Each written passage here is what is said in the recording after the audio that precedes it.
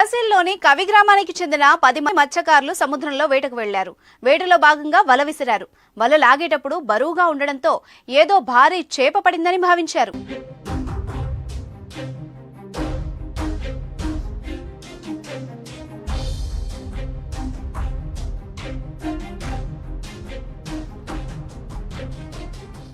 కానీ బయటకు తీసి చూస్తే వాళ్లకి శివలింగం కనిపించింది. దాన్ని ఒడ్డుకు తెచ్చి పరిశీలించారు. ప్రజలు శివలింగానికి స్వచ్ఛమైన నీటితో అభిషేకం చేయగా అందులో నాగుపాము, శంఖం ఆకారాలు కనిపించాయి. విశిష్టమైన శివలింగాన్ని చూసిన శివభక్తులు హరహర మహాదేవ అంటూ నినాదాలు అందుకున్నారు. ఈ శివలింగం క్రిస్టల్ స్టోన్ తో నిర్మితమైందని చెప్తున్నారు. సముద్రంలో శివలింగం దొరికిందన్న విషయం అందరికీ తెలియడంతో సమీప ప్రాంతాల నుంచి ప్రజలు భారీగా తరలివచ్చారు. శివలింగానికి దండాలు పెట్టి పూజలు చేశారు. నాగుపాము గుర్తులు ఉండడంతో మహిమ గల శివలింగంగా భావిస్తున్నారు. ఇది సుమారు 100 కేజీల బరువు ఉంటుందని చెప్తున్నారు. శివలింగం ఎక్కడి నుంచి వచ్చింది అన్న విషయం ఇంకా తెలియరాలేదు. ఇటీవల సముద్రంలో సంభవించిన ఆటుపోట్ల కారణంగా ఈ శివలింగం నీటి ఉపరితలం పైకి వచ్చి ఉండవచ్చని తెలుస్తోంది. దీనిపై అధికారులు విచారణ చేపట్టారు. ఈ శివలింగం ఎక్కడిది అనే అంశంపై అధికారులు ఆరా తీస్తున్నారు. దీన్ని నిర్మించిన రాయి ఎక్కడ దొరుకుతుందన్న అంశంపై నిపుణులతో చర్చిస్తున్నారు.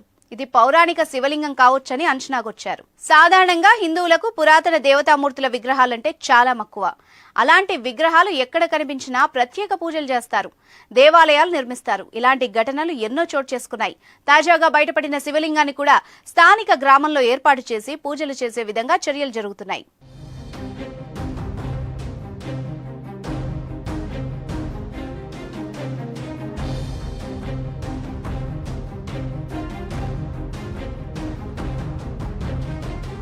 తహసీల్లోని కవి గ్రామానికి చెందిన 10 మంది మత్స్యకారులు సముద్రంలో వేటకు వెళ్లారు. వేటలో భాగంగా వల విసిరారు. వల లాగేటప్పుడు బరువుగా ఉండడంతో ఏదో భారీ చేప పడిందని భావించారు.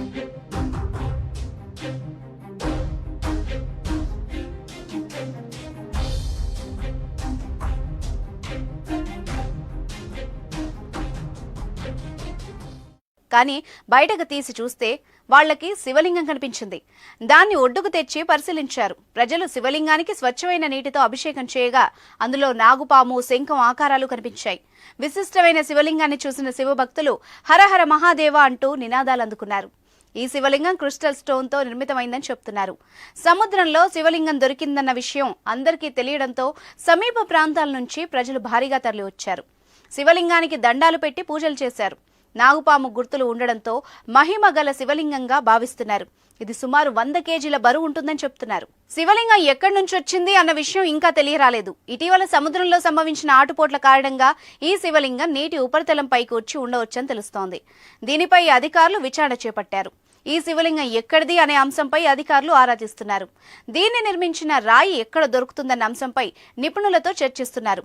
ఇది పౌరాణిక శివలింగం కావచ్చని అంచనాకొచ్చారు. సాధారణంగా హిందువులకు పురాతన దేవతామూర్తుల విగ్రహాలంటే చాలా మక్కువ.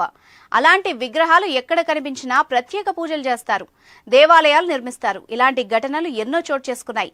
తాజాగా బయటపడిన శివలింగాన్ని కూడా స్థానిక గ్రామంలో ఏర్పాటు చేసి పూజలు చేసే విధంగా చర్యలు జరుగుతున్నాయి.